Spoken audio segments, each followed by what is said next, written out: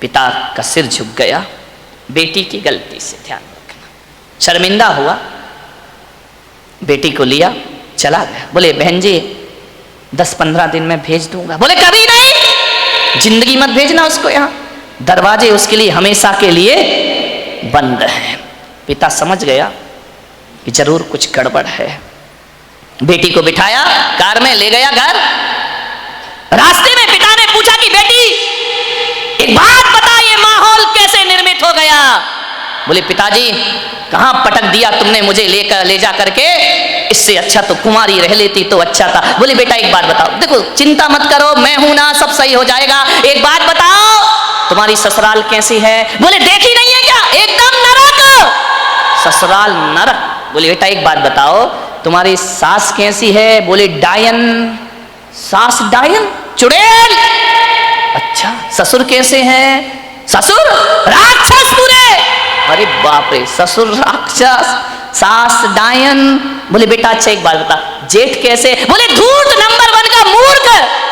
अरे बोले देवर कैसा है? बोले आवारा बदमाश, यहाँ वहां घूमते रहता है। अच्छा तो बेटी एक बात बता, ननंद कैसी है? बोले नंबर 1 की चुगली करने वाली चुगलखोर, उसके जैसी लड़की मैंने जिंदगी में नहीं देखी। तो बोले बेटा एक बात बता तेरा पति कैसा है? बोले साक्षात यमराज है, पति यमराज, ससुर राक्षस, सास डायन, देवर आवारा, जेठ मूर्ख, ननंद चुगलखोर।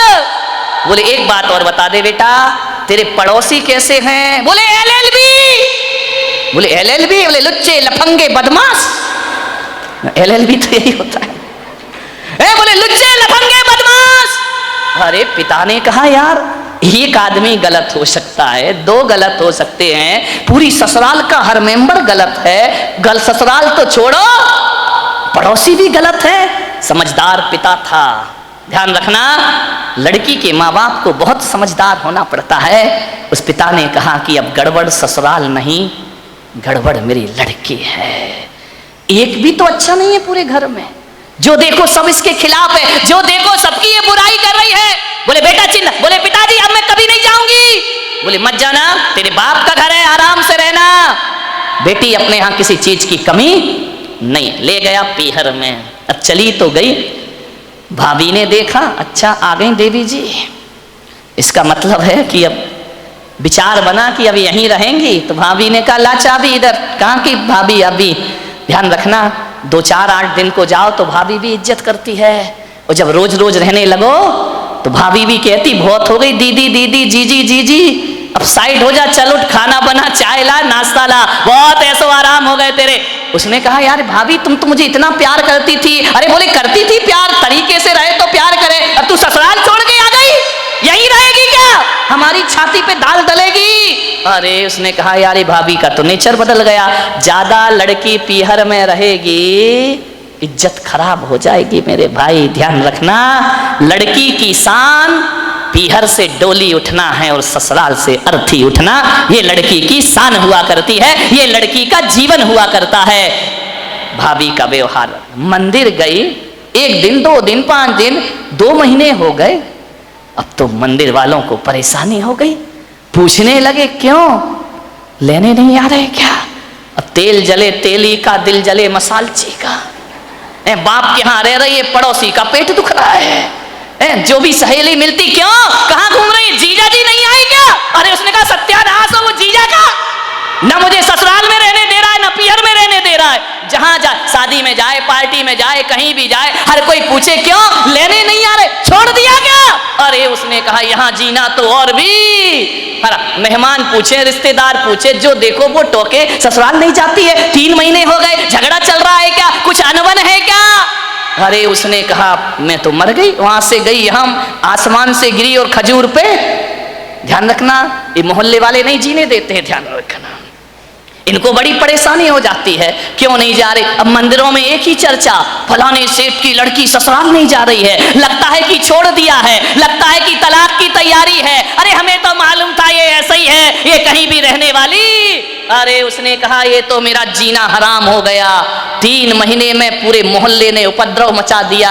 बोले सेठ जी ये लड़की जाती नहीं है क्या? अब सेठ क्या बोले? सेठ एक दिन उदास बैठी थी झरोखे पर।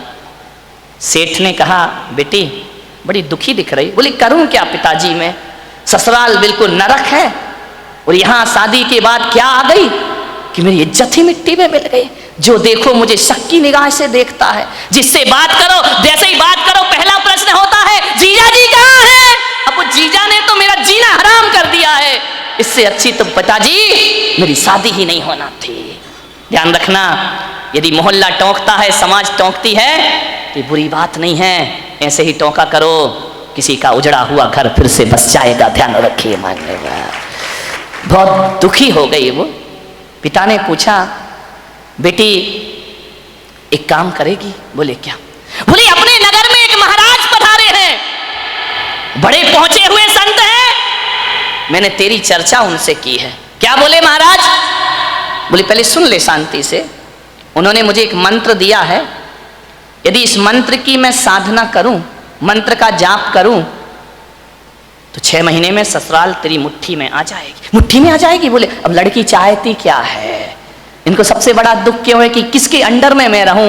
ये तो ये चाहते कि जाते ही साथ मेरा राज्य हो जाए, मैं महारानी बन जाऊं, सब लोग मेरे इशारे पर काम करे। इनको राजपाट चाहिए और कुछ नहीं चाहिए। ध्यान रखना, बहू को चाहिए घर की चाबी, घर की मालकियत। वो किसी के अनुशासन में रहना नहीं चाहती है, लोगों को अनुशासन में रखना चाहती है। पिता ने कहा बेटा 6 महीने में तेरी ससुराल का पूरा वातावरण बदल जाए तो तू ससुराल जाना चाहेगी? उसने कहा पिताजी क्यों नहीं जाना चाहूंगी। अब अकल आ गई उसको ठिकाने।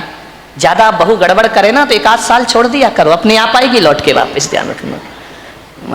अब अकल आ गई उसको कि क्या करूं। बोले हाँ पिताजी जा सकती हूं मैं। बोले सब तेरी मुट्ठी में होगा। बोले सब होगा? बोले हाँ। तो बोले मैं जा सकती हूँ पिताजी।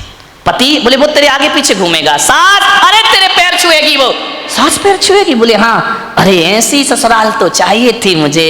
बोले मैं, महाराज ने क्या कहा? बोले महाराज ने ये कहा कि मंत्र। बोले पिताजी देखो ये मंत्र मुझसे नहीं होगा, ये कठिन काम है। बोले एक काम कर, महाराज ने ये कहा है कि मंत्र तो मैं जप लूंगा, साधना तू कर लेना।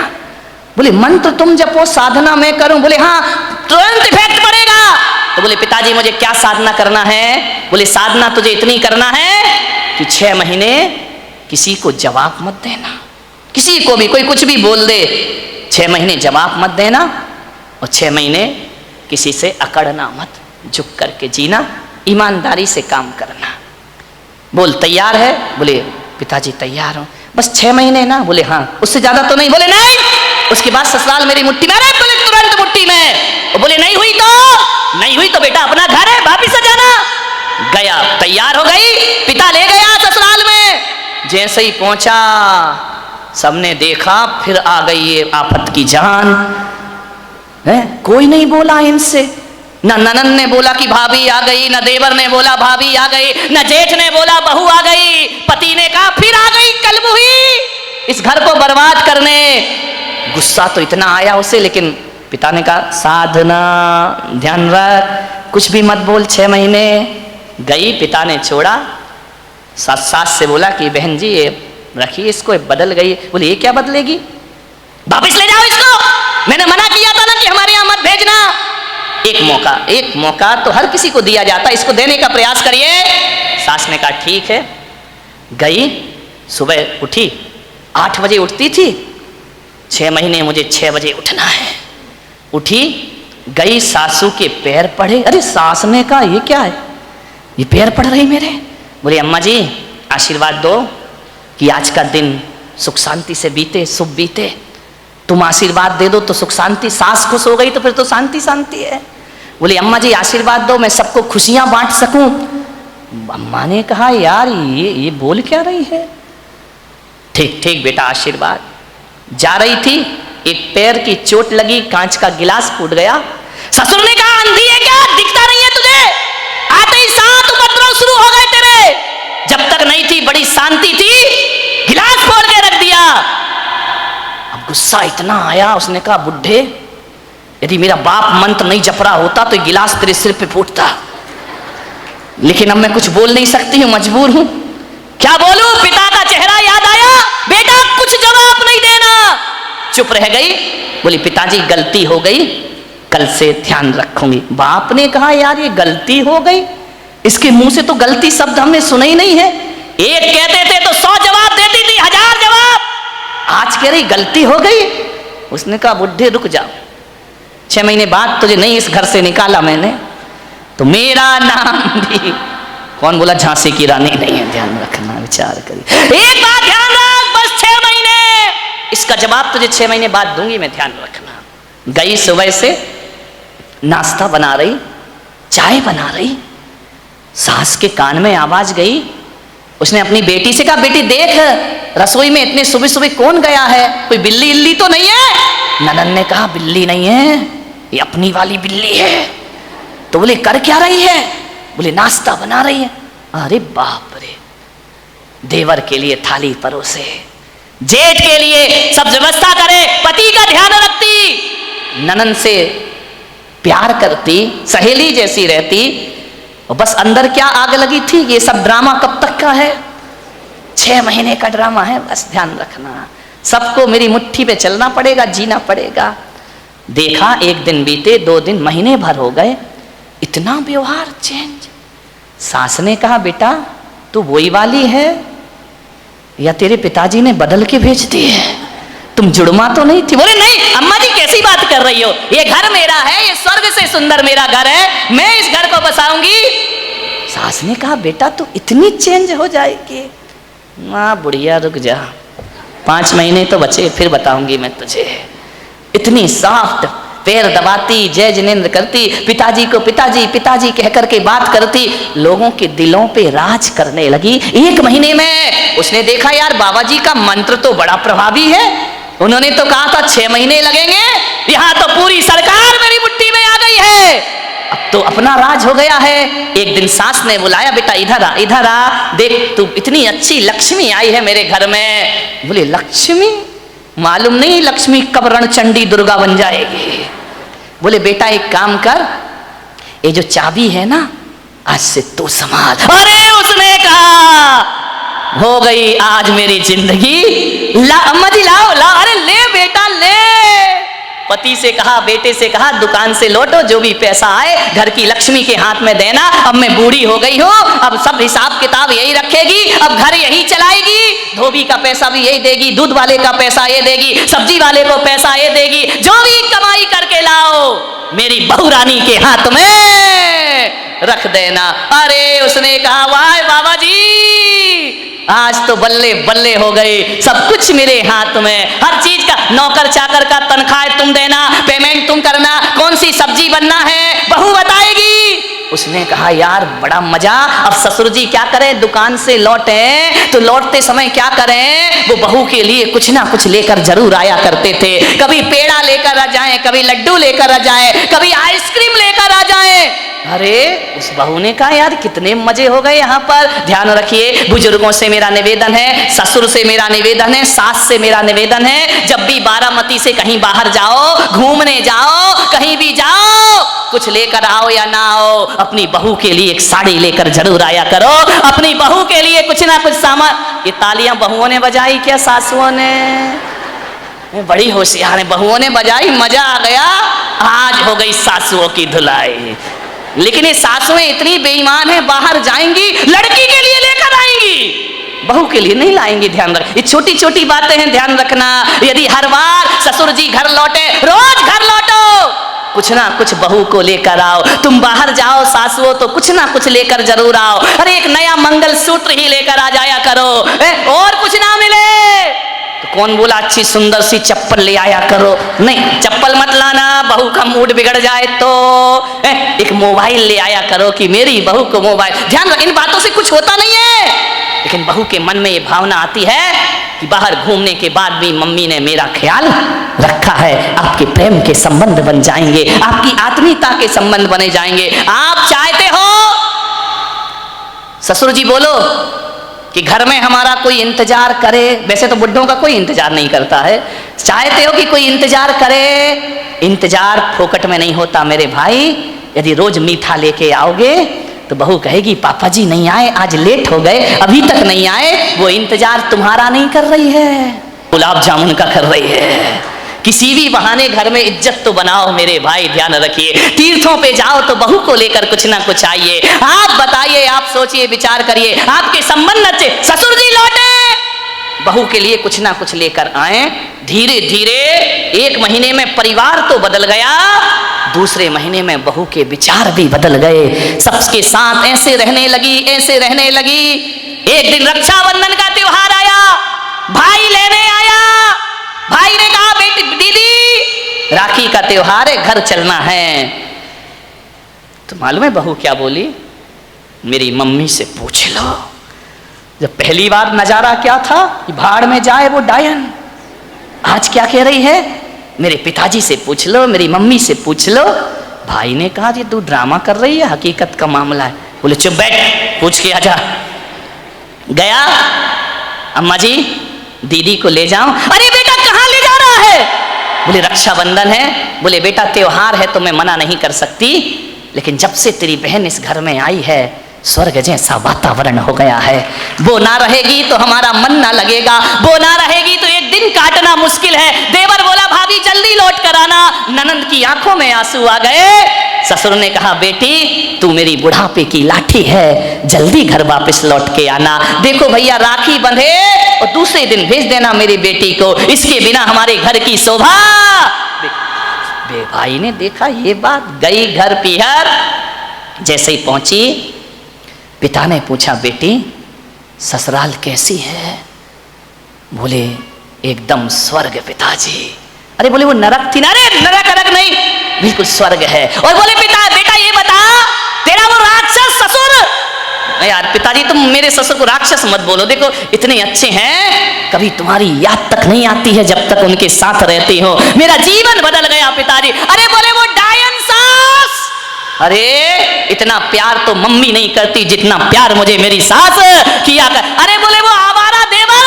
बोले आवारा मत बोलो पिताजी, अब मुझे बुरा लग जाएगा। बुरा लग जाएगा? बोले हाँ लक्ष्मण की तरह मेरा देवर है, दिन भर भाभी भाभी भाभी भाभी करते रहता है। अरे बोले वो चुगली करने वाली ननंद। चुगली नहीं, इतनी सम्मान और इज्जत। आज मुझे पता चला ससुराल में जाके कि घर में एक छोटी बहन का होना भी बहुत जरूरी हुआ करता है। बिल्कुल बहन सहेलियों जैसी रहती है। और बोले पिता बेटा वो तेरा धूर्त मूर्ख जेठ अरे बड़े भाई का रोल अदा करता है पिताजी। और बोले वो राक्षस वो तेरा यमराज पति। बोले देखो पिताजी अब बर्दाश्त नहीं होगा, यमराज यमराज कहोगे, भला है बुरा है जैसा भी है मेरा पति मेरा देवता है। अरे बोले वो LLB पड़ोसी, उनके जैसे पड़ोसी पिताजी दुनिया में ढूंढने जाओ तो मिलने वाले नहीं है। बाप ने बेटी को छाती से लगा लिया और कहा शाबाश बेटी, आज तूने अपने बाप का माथा ऊंचा कर दिया है, आज तूने अपने पिता को गौरव दिला दिया है। आज मैं समझ रहा हूं कि आज मेरी जिंदगी का सबसे अच्छा दिन है कि मेरी बेटी का घर स्वर्ग बन गया है। बेटियों से निवेदन है यदि आप खुश रहोगी ना तो पीहर में माँ बाप भी खुश रहेंगे। ध्यान रखिए उनके जीवन में भी वो आनंद बरसेगा। क्या चाहते हैं एक माँ बाप कि हमारी बेटी को सुखी रहे, इसका ध्यान रखिए। ससुराल में यदि आपने व्यवहार बिगाड़ा तो माँ बाप की आंखों में आंसू आएंगे। सास ससुर रोएं या ना रोएं, माँ बाप सुबह सुबह कर आंसू बहाएंगे। ध्यान रखिए। एक जीवन बदल दिया उस लड़की ने। लड़की ने पूछा कि पिताजी एक बात बताओ, वो मंत्र कौन सा जप रहे थे तुम जिसकी मैं साधना कर रही थी? बोले बेटा हकीकत में बताऊं तो मैंने कोई मंत्र नहीं जपा। तो फिर इतना असर कैसे हो गया? बोले मेरे जाप से असर नहीं हुआ बेटे, तेरी साधना से तेरा जीवन बदल गया, परिवर्तित हो गया है। तूने जवाब नहीं दिया, सबका सम्मान किया, इस कारण तेरा घर स्वर्ग बन गया है। बोले अच्छा पिताजी। बोले बेटा व्यवहार बदलने से वही घर स्वर्ग हो जाता है जो कभी नरक में परिवर्तित हुआ करता है। ध्यान रखिए व्यवहार बदलना है। अकेली बहू व्यवहार ना बदले सासुओं को भी अपनी जिंदगी बदलने का प्रयास करना चाहिए। यदि बहू आपको इज्जत देती है, सम्मान देती है, तो सास को भी माँ जैसा प्यार देने का प्रयास करना चाहिए। ऐसा ना हो कि मेरे प्रवचन से बहू बदल जाए और सास ललिता पवार बन करके खड़ी हो जाए। ध्यान रखिए, नहीं, फिर मेरा प्रवचन कोई असर नहीं करेगा। यदि बहू सीता जैसी है तो तुम ललिता पवार मत बनो, मेरी अम्माओ, जगत जननी जगदम्बाओ, निरूपा राय बन जाओ और अपने घर को स्वर्ग बनाने का